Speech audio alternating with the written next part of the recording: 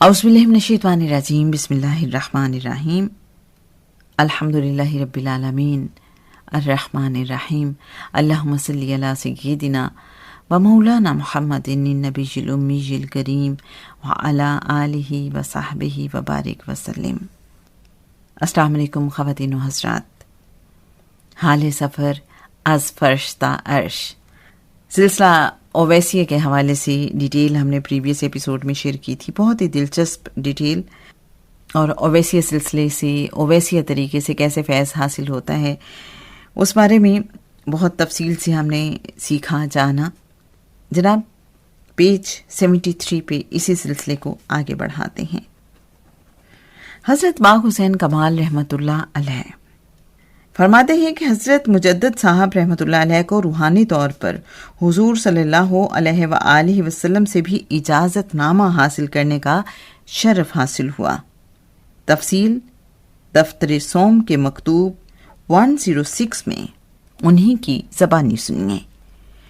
چونکہ رات کی کوفت باقی تھی کہ سو گیا، کیا دیکھتا ہوں کہ حضور صلی اللہ علیہ وآلہ وسلم نے فقیر کے لیے اجازت نامہ لکھا ہے، جیسے مشائخ خلفاء کے لیے اجازت نامہ لکھتے ہیں، اور میں اس وقت ایسا محسوس کرتا ہوں کہ میں رسول اللہ صلی اللہ علیہ وآلہ وسلم کے ساتھ ایک جگہ میں رہتا ہوں اور بیٹے کی طرح اپنے باپ کے ساتھ زندگی گزار رہا ہوں۔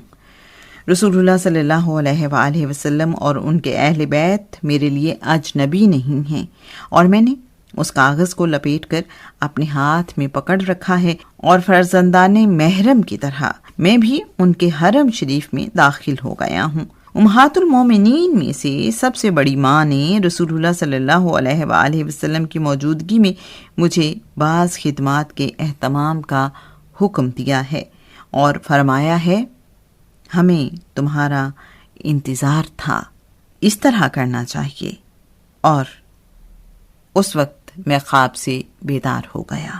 اکابرین کے مدرجہ بالا بیانات سے ثابت ہوا کہ بعض اولیاء کرام رحمۃ اللہ علیہ کو اپنے ظاہری پیر کے علاوہ بھی روحانی طور پر اکابر اولیاء کرام رحمۃ اللہ علیہ اور حضور صلی اللہ علیہ وآلہ وسلم سے مستفیض ہونے کی سعادت حاصل ہوتی رہی ہے۔ سلسلہ اویسیہ میں اخذ فیض اور اجرائے فیض دونوں صورتیں ہو سکتی ہیں، یعنی اپنے سے اونچے والے سے فیض لینا اور اپنے سے نیچے والے کو فیض دینا۔ فیض سے مراد یہ ہے کہ منازل سلوک میں اپنے سے اوپر والا اگلی منازل میں ساتھ لے جائے۔ مثلا کوئی پہلے عرش میں ہے تو اسے پکڑ کر اگلے عرشوں میں لے جائے، یعنی عالم دنیا والا عالم برزخ کے ولی سے اخذ فیض کر کے ترقی کر سکتا ہے۔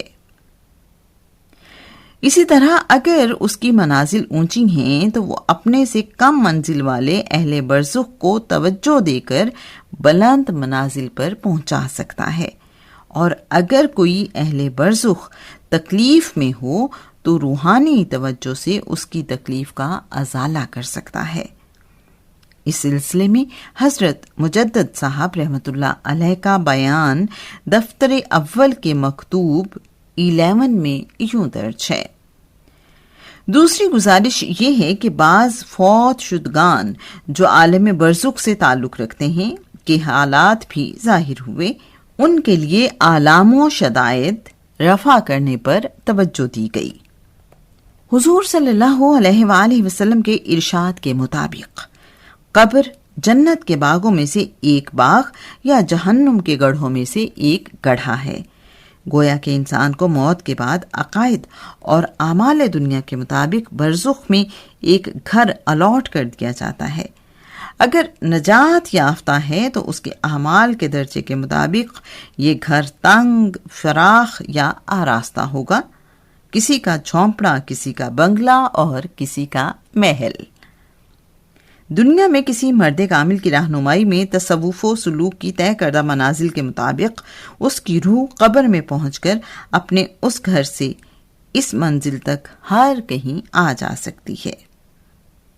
مثلا وفات سے پہلے اسے روحانی طور پر کعبہ شریف اور روضہ اطہر پر رسائی کی نعمت حاصل ہے، تو بعد وفات بھی اس کی روح ان مقامات مقدسہ تک آنے جانے میں آزاد ہوگی، اور اگر دنیا میں یہ سعادت حاصل نہ کر سکا تو پھر روح اپنے گھر سے باہر نکل کر سیر کرنے سے قاصر رہے گی۔ اس لیے اس نعمت کے حصول کے لیے اولیاء کرام رحمت اللہ علیہ ملکوں کی خاک چھان کر شیخ کامل سے اخذ فیض کے لیے سرگردہ رہے۔ سامعین محترم، آج کے لیے بس اتنا ہی۔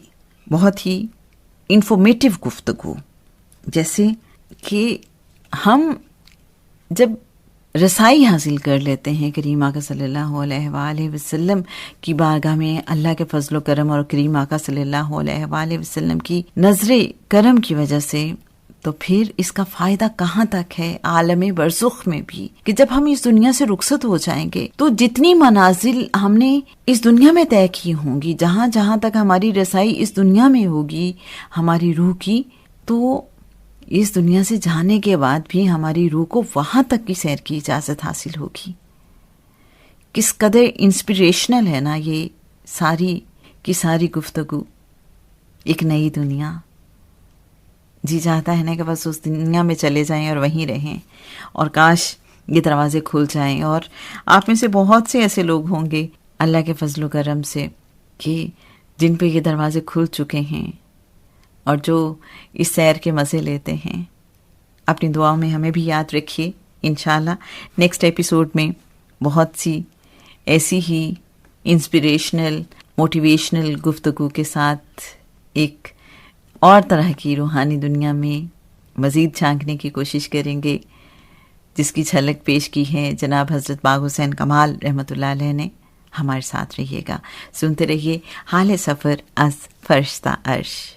اللہم صلی علی سیدنا و مولانا محمد النبی الامی الکریم وعلی آلہ و صحبہ وبارک وسلم۔ السلام علیکم ورحمۃ اللہ وبرکاتہ۔